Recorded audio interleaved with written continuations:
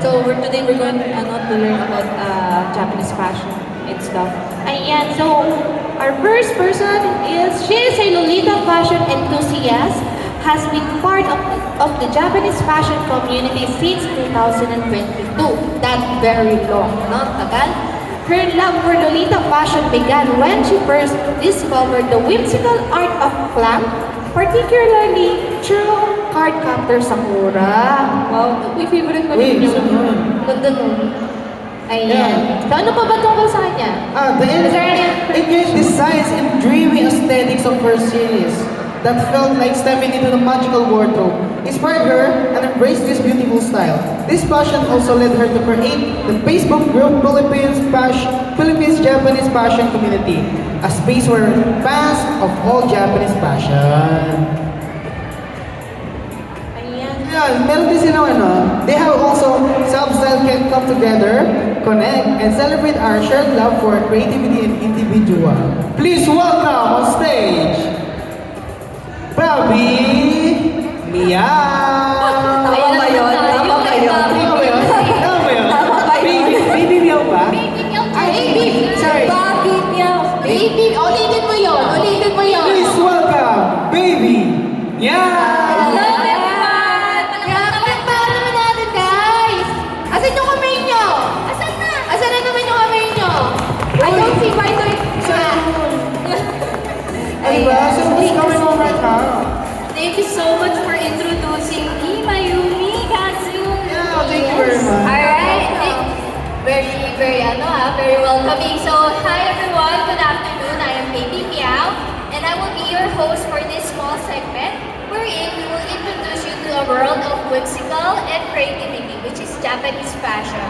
So, if you can see, I'm wearing something similar today. It's called Lolita fashion, pero may konting touch of Filipiniana. Yan. So, madalas, magkakamalan tayong cosplay, di ba?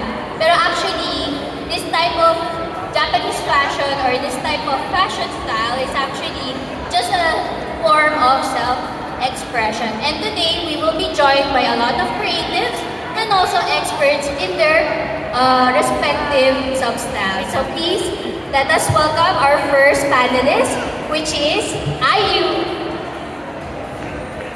Palakpak naman guys! So Ayu is actually a model, a full-time model, and who has worked on campaigns for both local and international brands. So let us meet the person outside muna of the stand. So please welcome Ayu! Palakpak! Please sit down muna. And then next, we have Den. So please come up to the stage and we have Den. So actually Den is also a creative director and photographer by trade. Okay? So as you can see, he's wearing something. Mamaya malalaman nyo kung anong sub-style yan. So, and he has published, he's actually a published author and enjoys spending his free time writing and reading books. So palakpakan niyo ulit po si Den. Next in line, we have Ira. So Ira is actually a member and overall leader of an independent idol group in the Philippines called Aspire under the name Aspire Ira. Please clap her hand. I bet nakita niyo na siya kasi she's been performing here as well. Thank you so much. And last but not the least, we have Haru. So Haru is actually an influential figure in the cosplay and modeling field since May 2010. And her main objective is to educate others about the beauty of Japanese culture, traditional arts, and the vibrant world of cosplay. So thank you so much everyone for joining me. Alright, so muna tayo. May isa pa ba tayo? Mike. Ayan. Apat. Hehe. Thank you so much. Hindi perfect. Char lang. So today, actually, we will now go into and ask our panelists like a little bit of what they are wearing today. Yeah. So first, muna ako. Kasi matanda na ako. So, ate na ako. Hindi lang mukha. So Ayu to tell us something about what she's wearing today. Okay, so hello, I'm Ayu. Right now, I'm wearing punk rock. This is one of the first Japanese fashions that I was actually exposed to. For a very long time, I've actually wanted to wear punk rock again. And I'm, experimenting again sa mga Japanese fashions natin. I'm actually wearing a brand from here in the Philippines that was from a long, long, long time ago. Sino sa inyo nakakilala ba sa Sugar Free and Blue? Wala. Sobrang tagal na. Oh my God, mga bata agad. So, they were actually the brand that exposed me to Japanese fashion. Kasi dati gusto ko mag-try ng Japanese fashion, pero wala pa namang Shopee, wala pa naman tayong Lazada. Dati, I can only get them through eBay, tapos papadala ko dito through Philpost, papadala ko yung pera sa Western Union. Oh my God, no. So, aside from Sugar Free and Blue, I'm actually mixing it up with tribal clothes here sa top ko. And skirts, I think this is from Sugar Free and Blue too, right? I cannot remember. Sorry. So, tribal naman siguro. Kilala nyo ang tribal, guys, ha? Isa rin pala, no, from Sugar Free and Blue, this bag is actually a voodoo doll, but it's a bag. No? And this voodoo doll has been with me for, I think, more than 10 years Oh, wow. now. Yeah, 14 years. So, best friend ko na siya. Thank you so much, Ayu, for that wonderful rundown. So yeah, she's now wearing black punk, and I hope for those who like the same thing, you actually have a little bit of insight na what she's wearing is not really costing. It might look that way, but it's not actually, because it's just a matter of self-expression, alright? And we have next is Den. So Den, how about you? What's your favorite substyle and what are you wearing today?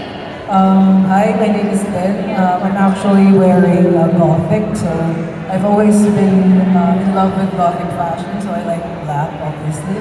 I'm actually wearing a brand called 42 Lolita. I model for the brand together with Ayu, but today ako lang muna. So this is Gothic, so my makeup, dark makeup, and all black. Tapos I have a dice cage from Blink Trove, and all of the other accessories are off-brand.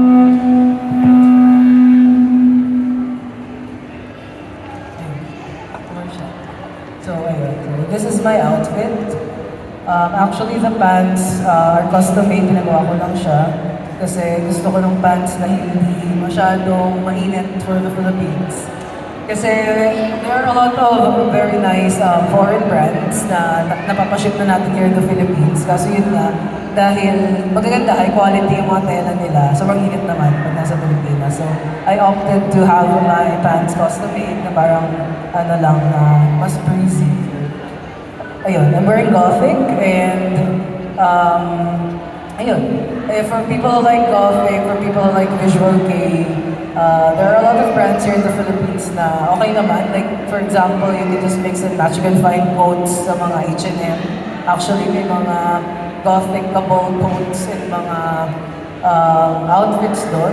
Meron din naman sa mga Forever 21. Kumbaga, we can just look sa mga mall shops, tapos i-style na lang natin. And we have like a lot of accessories na may kita sa mga different conventions. Yung mga nagbebenta ng example itong mga rings na to, I think I just bought it from a convention sa Baguio before, if you're familiar with Ren Fair.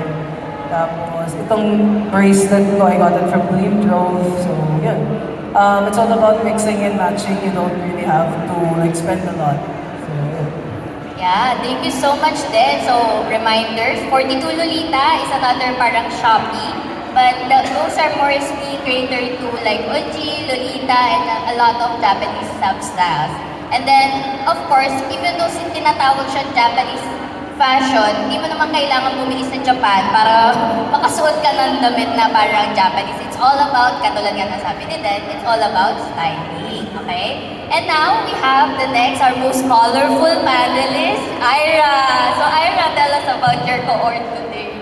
Hello everyone, I'm Ira, and I'm wearing, my sub-style fashion right now is Decora K, and I'm wearing rainbow Christmas decor cake. Yan. With matching Santa colorful hat. And halos lahat ng suot ko right now is more on DIY talaga. DIY. And some of my outfits are from online and thrift store. Yan. Yun. And yung jacket ko right now is DIY. Yeah. Halata sa ako yung nagtahe. And Mga chains, saan mo nabibili ang mga chains sa mo? chain sa thrift store. Mga ganun. Yeah, it's so colorful. Yeah. Thank you so much, Miss Ira. So she's wearing the Cora cake. It's more on a maximalist no style. Yes. Yeah, and it's all a lot is more. Ay, redundant. And then next, of course, if it's not Japanese fashion without kimono. So now we have Miss Haru to discuss her cohort today. Good afternoon, everyone. My name is Haru, and I advocate for traditional kidsuke, or as we call it, the traditional and proper way of wearing kimono. So as you can see, what I'm wearing right now is heavily inspired by the Meiji schoolgirl. So during the Meiji era, this was the time when the Westerners are currently transitioning or introducing their fashion to the Japanese crowd. So the schoolgirls at that time, they were still wearing kimono, but they were slowly incorporating Western features into their fashion. And then, as you can see, what I'm wearing right now, these are all traditional outfits. What I'm wearing here is a furisode. This is the equivalent of an evening gown, and it's the most formal kimono for unmarried ladies. And I am pairing it with a hakama skirt. This is an andon hakama. And I am pairing it with a pair of black boots, which was very common during the Meiji era. And what I'm doing with my outfit right now is basically a mix of traditional Japanese fashion, or wafuku, and then I am mixing it with Western elements. So it's a mix of wafuku and yofuku. There you go. Wala. Hello? Thank you so much, Miss Haru. So as you can see, sobrang ganda. Usually, you would see this type of fashion, especially in period anime like Rurouni Kenshin, Fushigi Yugi. Well, actually, Genmugai din. Not really. Fushigi Yugi na si Miyaka. Alam natin si Miyaka malandi. Joke lang. So, very controversial. Alright, so now you had a little bit of insight of all of the things that they're wearing today. So our next segment would be discussing what is the difference between Japanese fashion and also cosplay. So we need to break the misconception that anybody who's wearing a maximalist clothing is already cosplaying a character. Reminder, when we say cosplay, we're trying to imitate a character or emulate a character. But in Japanese fashion, what you're trying to portray to everyone is actually yourself. It's a self-expression. So with that, we have a set of questions for our panelists na kukunin nila dito. So give me a second.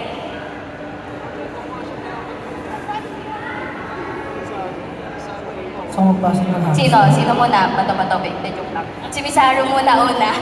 Okay. So buksan ko muna tong gantapon, medyo mahirap.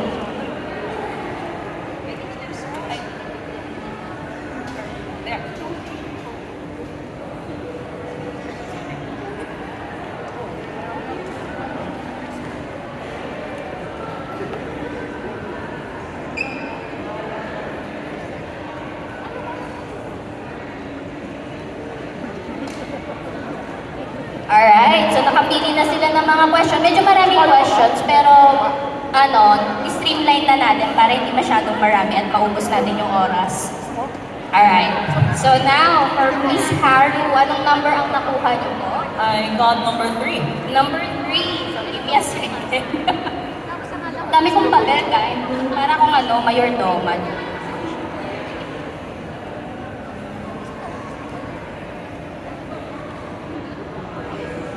Ito na yung pati ko po. Number ulit? Number 3. Number 3. So number 3, breaking misconception. Why is it important to view Japanese fashion as an everyday lifestyle rather than just a trend or an event? For me personally, you view Japanese fashion as a part of everyday life because growing up, you get to choose what you want to be, what you want to wear. You get to choose how you express yourself based on factors that affect you, your personality, the people around you, the things that you see on TV, the people that you get to interact with, and of course the communities that you get affiliated with. So instead of just, wearing it or choosing a specific set of clothing from time to time and just abiding by the norms, it's quite sad because yes, I believe there are a lot of ways for one person to express themselves, but fashion is such a silent expression that I get to wear what I want without even telling people that this is me, this is what they will see, and they will have no choice but to accept this because this is me. Thank you so much for that inspiring, grabe ah. This is me, alright guys? Huwag kayong mahiya to express whatever you want to express, diba? It's a year of self-expression and discovery. And next we have, thank you so much again, Miss Haru. And next we have Miss Ira. Which one did you guys? Number 6. So for number 6, it's the practical aspects for newcomers. Okay.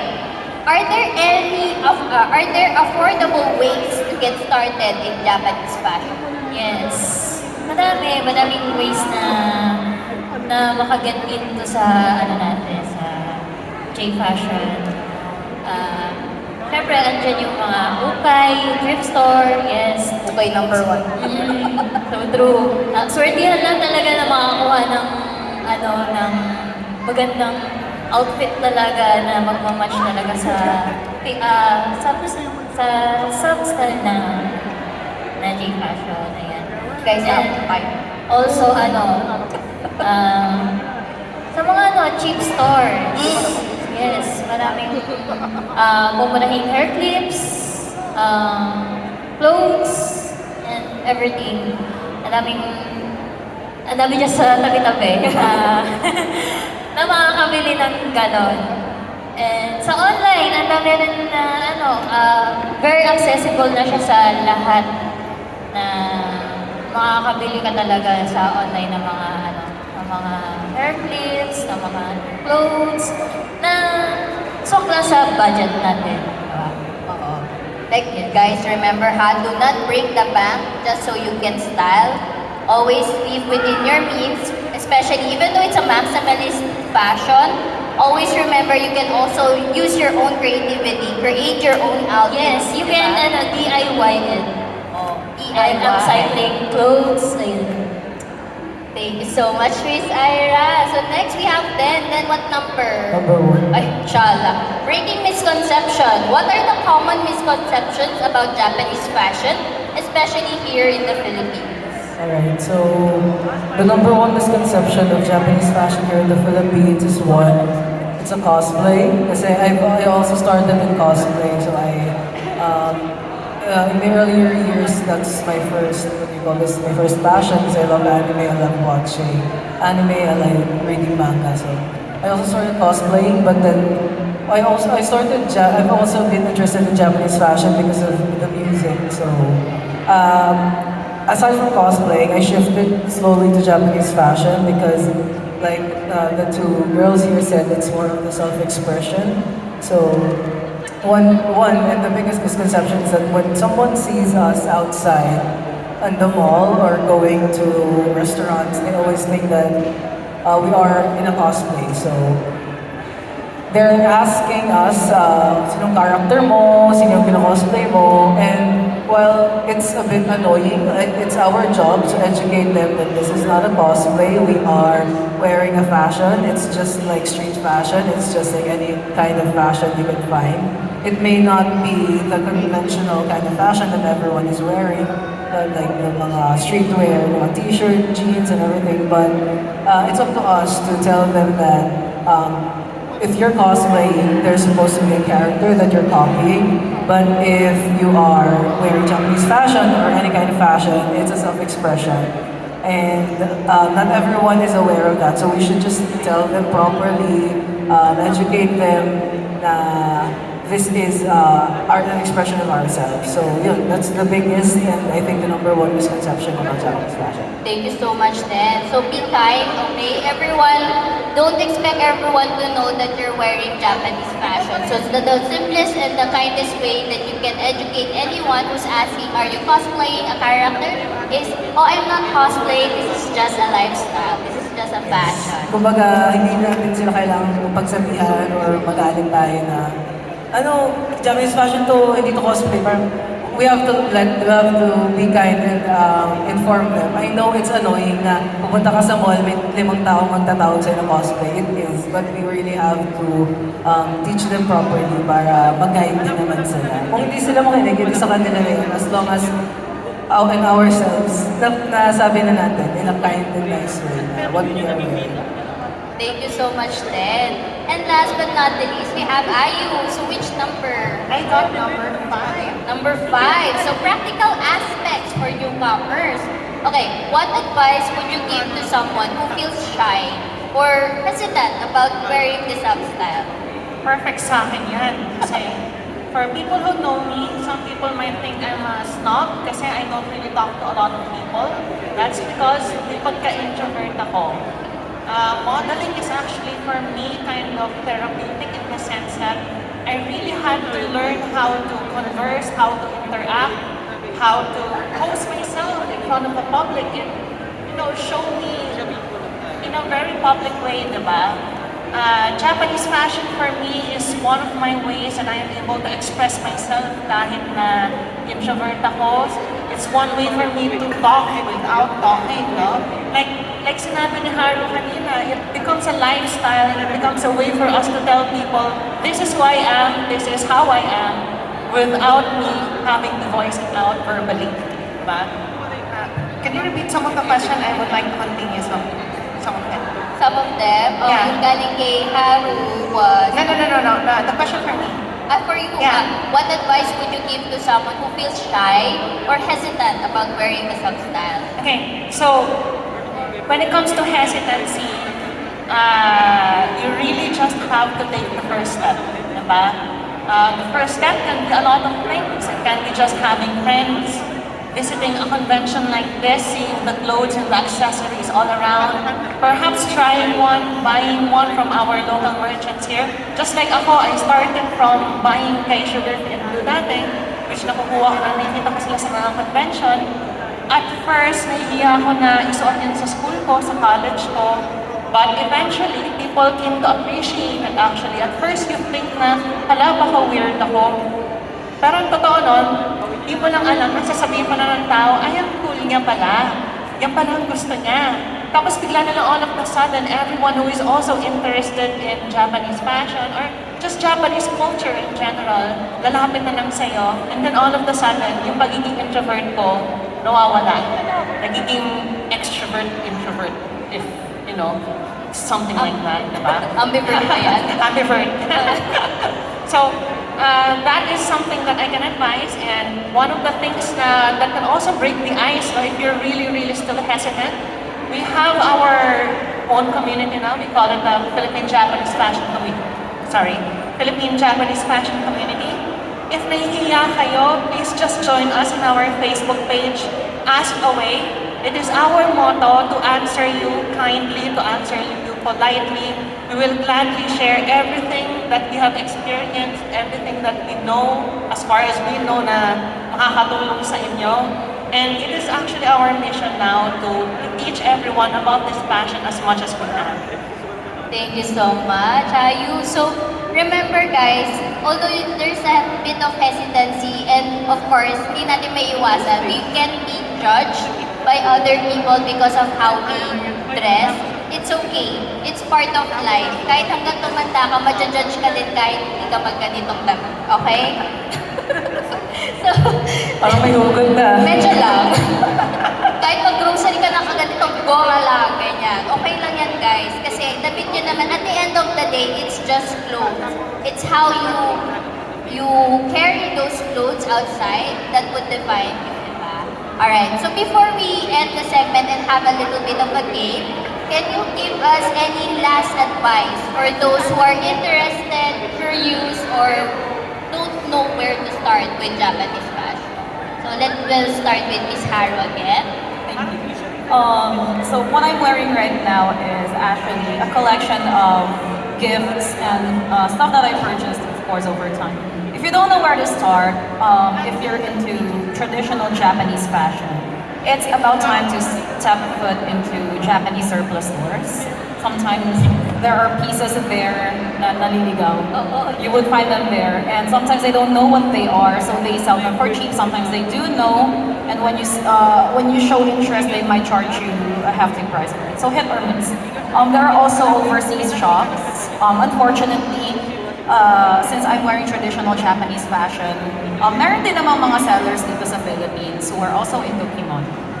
But if you want to score actual ones that are appraised by professionals and yung mga good quality ones pa, you can also try out browsing on eBay, Seoul Japan auctions, and technically sa aming mga nagko-collect ng kimono, Japan surplus is your friend talaga.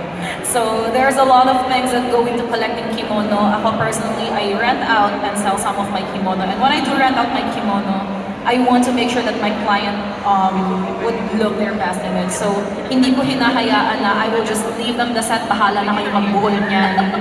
Because there's a lot of, taboo when you're wearing kimono. Just to give you an example, when you're wearing kimono, you see the left panel of my collar going on top of the right panel. Pag binaliktad niyo po to, ibig sabihin po nun nakaburol na po kayo, patay na po kayo. So para maiwasan ko po yung mga ganong tabu, sumasama po ako sa clients ko. Ako po mismo nagbibihis sa kanila. Kasi hindi naman everyday, of course, unlike me, that when I want to wear kimono, I can just pull some from my cabinet and then go with it. But it's not every day that my clients get to wear kimono. So yung one time or probably one of the very few times that they get to wear one, I would be there to make sure that they look their best and maiwasan yung mga bawal talaga. So, ayun po. And of course, when you get the chance to wear kimono, please wag po kayong mag-prayer hands. It's done for funerals and prayers. So, it's a great thing for some countries, but not Japan. So, if you want to start, you can just approach me or any of us. Actually, we would be very happy to answer some of your questions. Maybe later if may Q&A or once we're off the stage. Thank you so much, Haru. Tandaan nyo, huwag kayo magaganon ha, pag nakakimono. Huwag din yung baliktad. Pag nakaburol na kayo, zombie na. Oh. Thank you so much again, Miss Haru. How about you, being a Decora enthusiast? What's your advice for those who are interested in the colorful world of Decora? Siguro kung gusto niya talagang mapunta sa world ng Decora King, you just have to be creative. And malawak yung pag-iisip. Yes, kasi sobrang colorful, maximalist ng Decora. Sobrang vibrant talaga ng color ng Decora. And yun, you can be fashionable. And ayun lang, palawakin nyo lang yung imagination nyo for Decora. Ayan. Thank you so much, Miss Ira. Diba? Colorful. I really liked in one of the competition that we participated here then sa Robinson's Lavanillas. She was wearing the cinnamon roll inspired na Decora. Yes. Oh my God, I love that. Really love it. How? Pinayot ako festival. Yes, last Pinayot ako. day. Kaya ano din yun, kay Sir David din yun. And next we have then, how about you? What's your advice to those newbies in the Japanese fashion? For me, what I can advise sa mga newbies sa mga Japanese fashion is that you can try different styles. Pwede ka mag-gothic, pwede ka mag-punk rock, pwede ka mag-decor, pwede kang maghanap ng iba't ibang style. Okay lang yun. No one is going to like say, uy, dapat isang style lang yung gawin mo, or uy, dapat ganito lang. So, for me, the first thing you have to do is research. So, find the stuff you like, mga tags. You can look at Pinterest, Google, mga Japanese fashion websites, madami yan. Research ko muna what you want to do, what outfits you want to wear. If you don't know the term, you can always ask Google, outfit with black lining and what do you call this, and silver accessories, or kapag naman sa decor case, outfit with lots of what do you call this? Pins and colorful hair clips. So lalabas naman yan. We are in the age of the internet and we can easily find the different kinds of styles that we want to try. So ayun, just research. Tapos if you want something, you can actually ask us if you really need more help or to go deeper inside the fashion. You can send us a message, any one of us, or after this, you can approach us. We can give you ideas on where to find outfits, where to find accessories. And if you're really, really creative, actually, may mga shops dito na nagbebenta ng mga pins, may mga nagbebenta ng mga accessories na pwedeng idikit-dikit sa mga damit mo. And yeah, don't be afraid to try to do what kind of fashion you want. Don't just do it. Sabi nga ni Nike, just do it. So, ayun. Huwag ka lang matakot and just take that leap of faith and dress up the way you want to dress. Yeah, mas wala akong ginagawang iligan. Just do what you want to do. With the Damit lang fashion. yan, guys. Walang iligal yan. Huwag ka matakot. Go ka lang. Hindi kayo magsasmaga ng damit, kaya. And last but not the least, of course, our very grungy girl is Ayu. What's your advice? Okay, so ang advice ko is that there is no better time or place to start than now. Diba? It has, right now, like I said kanina, it's way easier to find yourself now. So kasi napakadaming resources. Visit almost any website about any kind of Japanese culture, whether you come from anime, whether you come from cosplay, another kind of fashion, no? One of the ways that we have been spreading Japanese fashion is me being a model. I-invite ako ng mga stylists, i-invite ako ng mga designers who are into Japanese fashion. And right now, pumapasok na ang Japanese fashion sa ating, sa minds sa ating mga tao ngayon. And nagpapasalamat din ako sa presence ng, with the boom of K-pop. People like my mom and my dad have even started seeing the way I dress as normal. No? Nung nalock sila ng pandemic, 1-2 taon sila walang ginawa kundi manood ng K-drama sa Netflix. And then all of a sudden, hindi nila ako tinatawag na weird. No? In other words, right now, because of the boom of K-pop, mas acceptable na ang Japanese fashion ngayon. It's less weird, it's less of a hindrance for us to try. And just like sinabi ni Den, you have to start somewhere. Whether you start online searching Facebook, whether you go to our online selling platforms, whether you go to shops like yung Bihar, who is going to be happy to teach you, diba? We now have an industry, so to say, of people who are experts, people who are experienced. Wag lang kayo mahiyang lumapit at magtanong. No? Mahihiyang magtanong. Wag mahiyang magtanong kung may tigil lang tayo doon.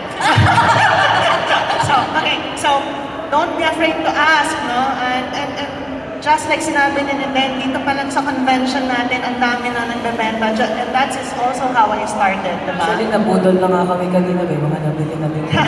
Nauubusan na kami ng pera, kakabili dito, grabe. Because it has to start from somewhere, right? It can be as simple as buying one single accessory from here. So when I first started out, ang sinusuot ko lang noong una were just hair clips. Because ang cute ng mga hair clips. So dahil nung uso yung Ragnarok online, meron akong mga hair clips na emoticons. And then from there on, when beauty nag-develop from hair clips, bumili na ako ng mga damit ko. And then I slowly started to realize I like the color black pala, I like the gothic style, I like punk rock. Pero nag-switch din ako, diba? I tried Decora. It's not my thing, but I still understand how it works. Eventually, you will arrive at the particular sub-style that you are most comfortable in, that suits your emotions, that suits your inner self the most. Diba? So, again, there's no better time to start than now. Thank you so much, Miss Ayu. And also, siguro from me, it's never too late to find your sub-style. Kasi right now, to be honest, I'm turning almost 40 na, but I'm wearing this type of sub-styles. And it's okay, like kahit anong age mo, okay lang yan. May you be young, may you be old, as long as you're not, offending anyone with what you're wearing, that's okay. And it's never too late, alright? Paano kung yung mga tao na-offend naman sa sinusuot mo kahit wala naman dapat ika-offend? Ewan ko na lang. Basta ang alam ko, damit lang yan, guys. Damit lang So, yan. I would like to add that even though she is at her age na, one of the things that we have always talked about is one of the things that we do not want to happen to us in the future is having regret. A lot of people kasi think na kapag nagsuot ako ng ganito, pag tawagin akong weird, tapos masasaktan ako. But you know what hurts the most? Regret of not doing something. Ito, yung tipong 80 ka na, hindi mo na kaya mag-PS mag-isa, iisipin mo na lang nasa kama ka, sana nagsuot ako ng mga gusto ko, or naglaro ako ng games na gusto ko, or ginawa ko yung mga gusto ko. Kasi, one thing that we can't stop is time, and all of us will age, and manghihina yung mga katawan natin. Let's just do what we want. I've always been saying, let's just do what we want, just do what makes us happy, as long as hindi illegal. Go. And no matter what you do, people will always have something to say anyway. So just do whatever the hell makes you happy. Yes, hindi nawawala talaga mga judgment. Yeah. Kaya na natin silang judgmental, hindi masaya yung point. Char. And I would like to say, no, even if yung kasi judgmental sila, but it's not like they own us, right? Oo. Fashion is about ourselves. The only one that owns us is ourselves. Basta hindi sila yung nagbabayad ng damit mo, wala ka lang pak sa kanila. Totoo. Yes. So kung mag-judge man sila, okay lang yan, ayaw mo na sila. Yan na, tama na daw. Okay, thank you so much again for our panelists. Give them a warm applause, round of applause, everyone. Thank you so much. Of course, hindi naman namin kayo iiwanan. May konting pag-games naman kami kahit papano. Pero, kailangan, meron ba akong mic para doon sa magsasagot? Ayan, pahiram na lang. So, guys, alright, trivia time. Tingnan natin kung nakikinig ba kayo. Pag-game natin, very simple. You just have to identify yung substance na sinusuot nila. Right? Tuturo ko, tapos kung sino yung makakalapit dito to answer the question, meron kayong free na ball pen. We have free ball pens for you. Very cute, very kuromi. So kung sino mahilig sa kuromi, lapit lang kayo. Alright, let us see. So first up, what do you call the Japanese fashion substyle that Haru is wearing today? Very easy, very demure. Wala. 1, 2. Ayaw ata nila ng ball. Gusto nila 5,000 pesos. Ay, wala akong perong ganun, guys. Wala talaga. Lapit. Ayan, meron.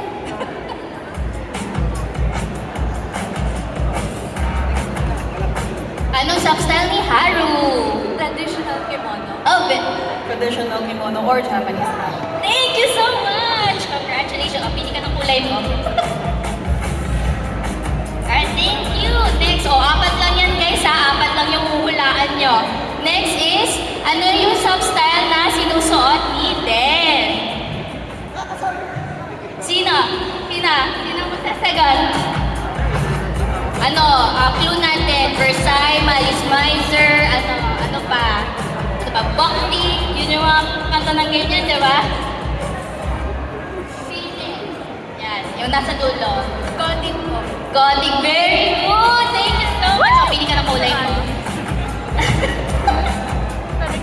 Thank you! And then next, si Ayu. Okay. Next is Ayu. What substyle is she wearing today? Sino manghuhula? May ballpen kayo, kuromi ka.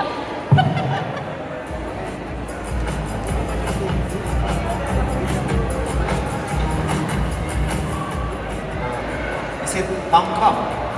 Very good, Pamra! Medyo girly face lang. May isa pa ako dito.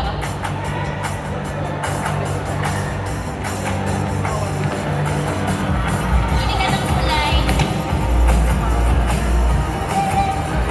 Thank you so much! And last, hindi pa pala last. Next is our very colorful maiden, Miss Ira. Ano substyle? Decora. Very good!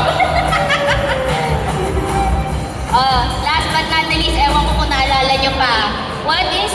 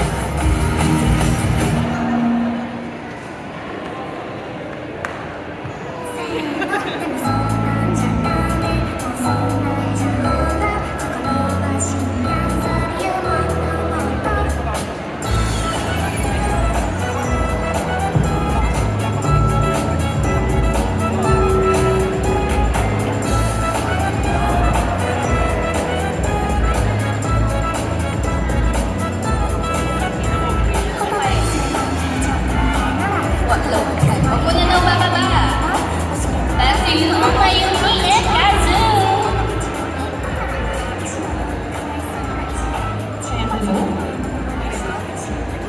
Ayan.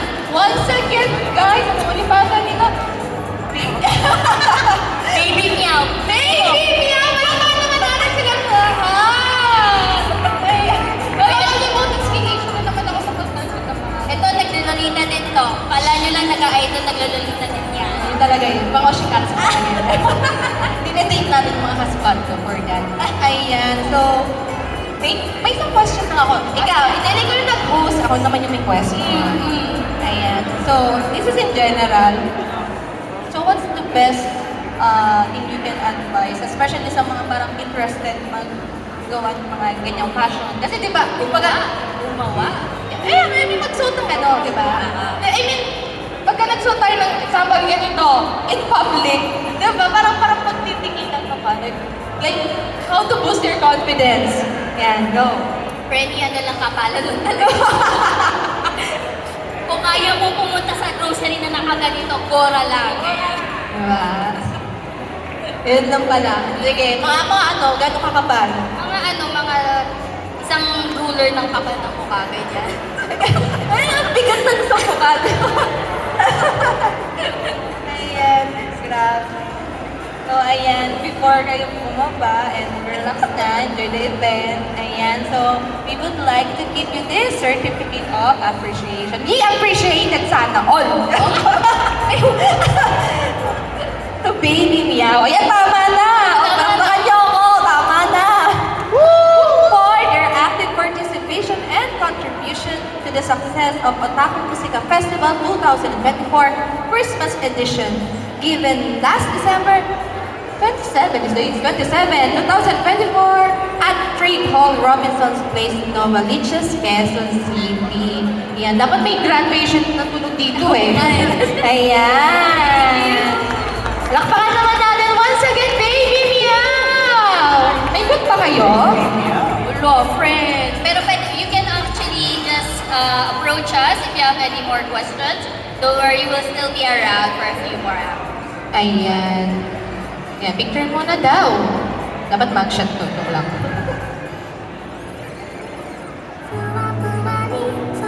Yung idol Okay na yan. Ano? Lang? Idol. Lang pa! Lang pa! Ayan, thank you so much! Isa-isay ko kayo. Please promote your socials. Yan. Starting with you. Yan. So, for my social, nakikita nyo ba? Jejemon siya eh. B-E-H-I-E-M-I-A-O. Yan. Baby Meow. You can find me on TikTok and Facebook. Also, please feel free to join our group, Philippine Japanese Fashion Community in Facebook. You are all welcome to join. Give us your questions. Yung question nyo ulit, gano'ng karami kakapal, gano'n ulit yung sasagot ko sa inyo. Alright? Alright. Thank you. Next is Haru. Hi. So you can follow me on Facebook, Instagram, and TikTok. So on Facebook, it's facebook.com/harukimono-cosplay. That's one word, all lowercase. On TikTok and Instagram, it's also the same. It's @harukimono-cosplay. So of course, I am a cosplayer, but I also advocate for traditional Japanese fashion. And if you have questions, you can also reach out to me there. And I also announce my upcoming guestings and my future cosplays on my Facebook page and some additional fun stuff on TikTok and Instagram. Sis ko yan. Woo! Ayan, Maya ka sa akin. Ibanta na. Ayan, thank you so much, sis. Ayan, ikaw po. Hello, since I'm an idol, you can search me. You can search me on Facebook as for Ira, and also on my social media accounts like Instagram, TikTok. You can search AILoveYou.xbi. Yan. XB, ha? Yeah. Yay! Ayan. Hi, I'm Ayu. You can find me on Facebook and on Instagram under the username Ayunatsame. But then and I also operate under our name, UN, Ayu, then UN.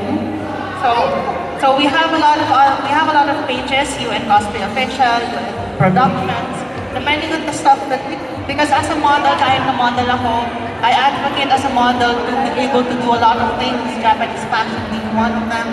I'm also a systems architect. I try to do audio, try to do a lot of things, diba? I want to do a lot of things and I hope that you also do a lot of things. Ayan, and that, Ayan, last so but not the least, we have, like I said earlier, we have you in cosplay. We post most of our cosplays there. So we do cosplayers, we do like solo cosplays. We also have you in production, so that's where we do our Lolita fashion, Gothic fashion, or different kinds of Japanese fashion. Even traditional Japanese fashion, sometimes we do collabs with Haru. And I also do photography. So everything that I do is in the UN page. For my personal page is Ted Nakahara, so you can contact me there if you have any questions or you want about photography, about fashion, about cosplay, about books, because I am a published author. If you also want to learn about hamsters, I have like a lot of hamsters at home. So, ayun. So if you can just reach out. I will try to look at my spam and message requests folder every now and then. Kasi na-realize ko recently na ang dami palang nag-message tas napupunta sa spam. So sorry kung hindi ko kayo na-replyan. It's probably in spam. So ayun. So thank you very much for inviting us here. Ayan, palakpakan naman natin sila guys, once again. Ayan, thank you so much. ayan po. Ayan, thank you. Ayan, feel free magpa-picture kayo sa kanila guys. Okay yung mga yan. Ayan!